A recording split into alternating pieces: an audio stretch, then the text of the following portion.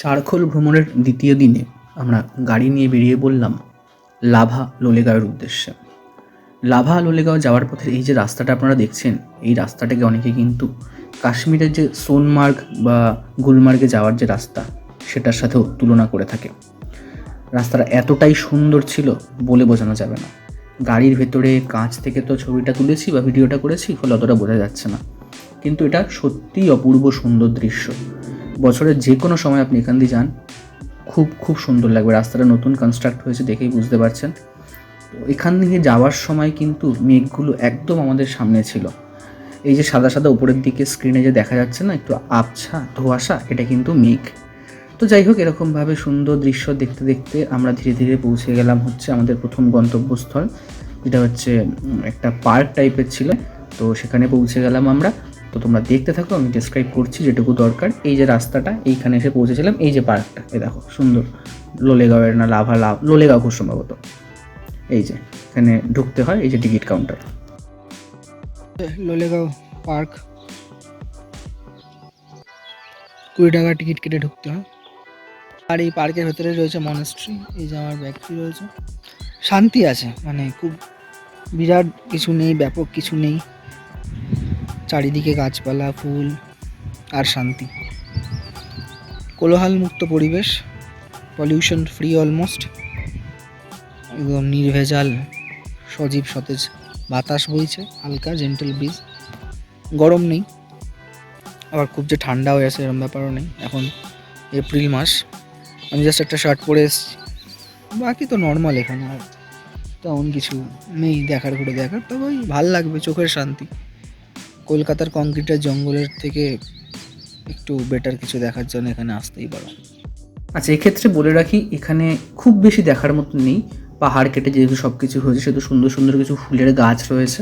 এছাড়া পাইনের যে জঙ্গল রয়েছে, যেটা মানে দৃষ্টিনন্দন আর কি, দেখতে ভালো লাগে। এছাড়া বেশ কিছু ফুল গাছ রয়েছে, কাঠের বা বাঁশ দিয়ে বানানো সাঁকো রয়েছে।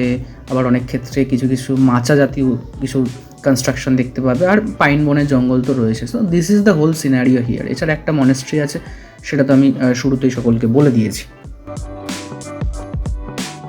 তো লোলেগাঁয়ের এই পথ দেখে আমরা আবার বেরিয়ে পড়লাম হচ্ছে আমাদের পরবর্তী গন্তব্যস্থল, that is 360 degree view point, সেখানে যাওয়ার উদ্দেশ্যে। আচ্ছা, এরপর এটা দেখতে পাচ্ছ 360 ডিগ্রি ভিউ পয়েন্ট, যে জায়গাটা আমরা পৌঁছে গেছিলাম, সেই জায়গাটা এই হচ্ছে exactly. Yes, this is one. Ticket counter. এখানে একই রকমভাবে ওই 20 টাকার বিনিময়ে টিকিট কাটতে হয়েছিল, কারণ মেনটেন্যান্সের জন্য তো ওরা লাগেই। তো আস্তে আস্তে আমরা এরকম সুন্দর ঢাল পথ বেয়ে এগিয়ে যাচ্ছিলাম। ঢাল পথ পেরোনোর পরেই দেখলাম চলে এলো হচ্ছে কাঠের সিঁড়ি। এই কাঠের সিঁড়ি বেয়ে একটু উপর দিকে উঠলেই সুন্দর দৃশ্য চোখে পড়বে। মেনলি এই জায়গাটা একদম উঁচু বলে, একদম উঁচু বলবো না, বেশ কিছুটা উঁচু বলে সহজেই না মেঘগুলো হাতের সামনে দিয়ে বেরোয়। আর এই জায়গাটাকে মেনলি সেলফি পয়েন্ট বা কাপল ফ্রেন্ডলি পয়েন্ট বলা যেতে পারে। এখানে বেশ কিছু স্ট্রাকচার রয়েছে, যেগুলো পার্টিকুলারলি বা স্পেসিফিক্যালি শুধু ছবি তোলার জন্যে। ঠিক আছে, মানে আপনি যদি দেখেন এখানে যে লাভ সাইনগুলো দেওয়া রয়েছে, ওখানে বসে বিভিন্ন ছবি, আমি ছবি নিজেও তুলেছি, সেটা এক্ষুনি দেখাচ্ছি, পরের ক্লিপেই আসবে। এই দেখুন সুন্দর দৃশ্য, মানে 360 ডিগ্রি ভিউ যেটাকে বলি আমরা, সুন্দর দৃশ্যগুলো কিন্তু এখানে ভেসে ওঠে।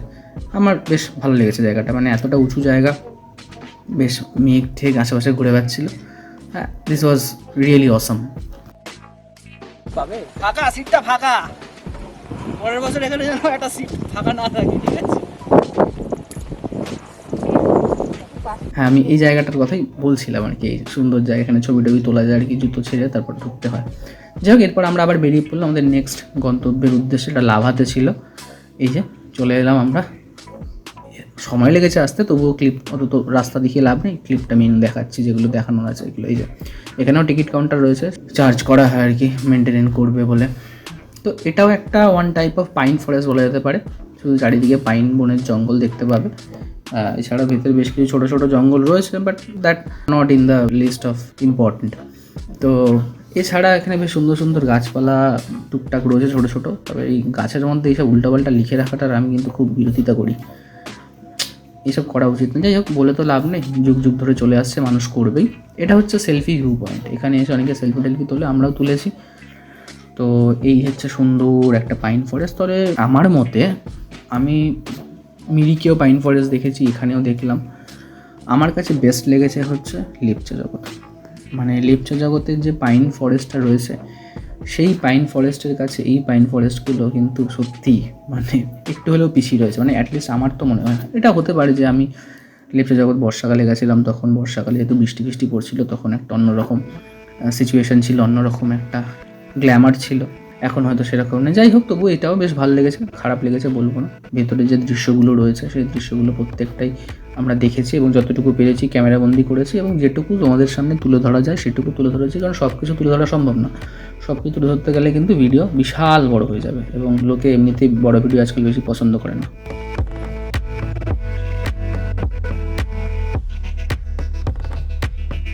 আওয়াজটা কিসের হচ্ছে? গাছ শব্দ করে নাকি? পোকা টোকা হবে।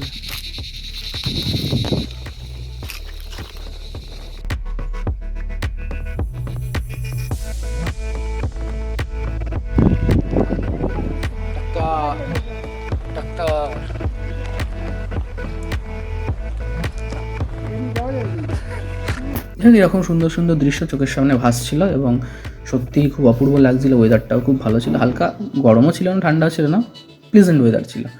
তো এটা দেখার পর আমাদের পরবর্তী গন্তব্যস্থলের উদ্দেশ্যে রওনা দিলাম, যেটা একটা মনেস্ট্রি কালিম্পংয়ে।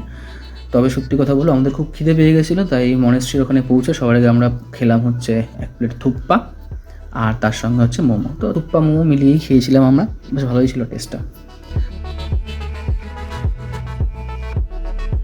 এই হচ্ছে জায়গাটা কালিম্পংয়ের, এই যে মনেস্ট্রির সামনের এই জায়গাটা, মানে 3 রাস্তার মোড়, এত সুন্দর মানে এই জায়গাটা মানে সত্যি ওয়ান্ডারফুল লাগছিল। তাই মাঝে মধ্যে অবাকও লাগছিল, বৃষ্টি পড়লে ধস নেমে যায় এখানে। এখানে প্রবেশ করবো এবার কাগিউ থেকচেনলিং ইনস্টিটিউট। তো এই হচ্ছে টাইমিংটা, কখন খোলে কখন বন্ধ হয়, পাশাপাশি কী কী এখানে আপনি করবেন বা কী কী করবেন না, সমস্ত কিছু এখানে এই লেখা রয়েছে, সেটা আপনারা আশা করি দেখতে পেয়েছেন। এবার এই মঠটির ব্যাপারে একটু কিছু কথা বলে রাখি। কাগু থেকচেনলিং মঠ এটা, যা রত্ন ঋষি বিহার বৌদ্ধ গুম্ফা বা কেবল লাভা মঠ নামেও পরিচিত। এটা ভারতের পশ্চিমবঙ্গের লাভাতে অবস্থিত একটা বৌদ্ধ মঠ। 1980-র দশকে লাভার স্থানীয় বৌদ্ধ সম্প্রদায় স্থানীয় ধর্মীয় ও সাংস্কৃতিক ঐতিহ্য সংরক্ষণের লক্ষ্যে তৃতীয় জামগান কংক্রুল রিনপোচে কর্মলজ্র ছেকি সেঙ্গে এই ভদ্রলোককে গ্রামে একটি বৌদ্ধ বিহার প্রতিষ্ঠার জন্য 4 একর জমি প্রদান করেন। প্রস্তাবটি 1987 সালে গৃহীত হয় এবং 1988 সালের এপ্রিল মাসে নির্মাণ কাজ শুরু হয়। 1990 সালের 6 জুন চোখর দুচেন উপলক্ষে মঠটি খোলা হয়। 2001 সালে দলাই লামা মঠের পাশে মানে লাখাম নামে একটি সম্প্রদায় মন্দির উদ্বোধন করেন। বর্তমানে শতাধিক ভিক্ষু বা লামা এই মঠে কিন্তু বৌদ্ধ দর্শন অনুশীলন করেন। এবং সত্যি কথা বলতে আমরা খুব সৌভাগ্যবান বলে মনে করব নিজেকে, কারণ আমরা যখন গেছিলাম তখন ভেতরে কিন্তু একটি অনুষ্ঠান চলছিল। সেই অনুষ্ঠানের ক্লিপ আমি তোমাদেরকে অবশ্যই দেখাবো ছোট করে, এবং মানে আমি অনেকটা বড় ক্লিপ তুলেছি আর কি, এগুলো তো সহজে চোখে পড়ে না, দেখতে পাই না, তাই অনেকটা বড় ক্লিপ তুলেছি। কিন্তু বড় ক্লিপ বেশি দেখালে সহজে মানুষ বিরক্ত হয়ে যাবে, তাই ছোট করে আমি একটু রাখবো। ওদের যে ধর্মীয় আচার অনুষ্ঠান, যে একটা মন্ত্র পড়ছিল, মানে মন্ত্রটা সত্যি মানে এমনই মন্ত্র না, রীতিমতো গায়ে কাটা দেবে এরকম একটা মন্ত্র পড়ছিল ওরা।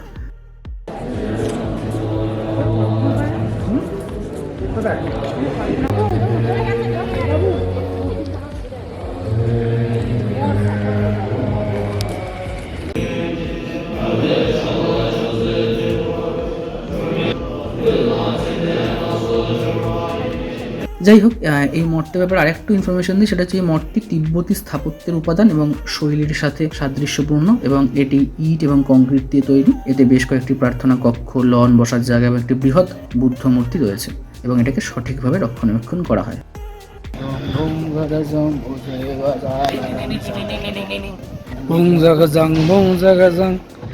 তো এটা যখন একটু মজা করছিলাম, তারপর আবার দেখুন মেঘের মধ্যে দিয়ে আমরা এগিয়ে চললাম। তবে মেঘের মধ্যে দিয়ে এগিয়ে চললাম হচ্ছে আমাদের বাড়ির উদ্দেশ্যে। তারপর রাত্রিবেলা বাড়িতে এসে আমরা, এটা আমাদের ট্রেডমার্ক, সেটা হচ্ছে এই বারবিকিউ চিকেন করা, এবং সেটাই আমরা করলাম। করে তারপর লাস্টে খেয়ে একেবারে ঘুম দিয়ে দুদিনের সফর আমাদের শেষ হলো। পরের ভিডিওতে আসতে চলেছে হচ্ছে থার্ড ডে, মানে যেদিন ফিরবো সেদিনকার, এবং তার আগে সকালবেলায় যাবতীয় অ্যাক্টিভিটিস সব কিছুই সকলের সামনে তুলে ধরবো।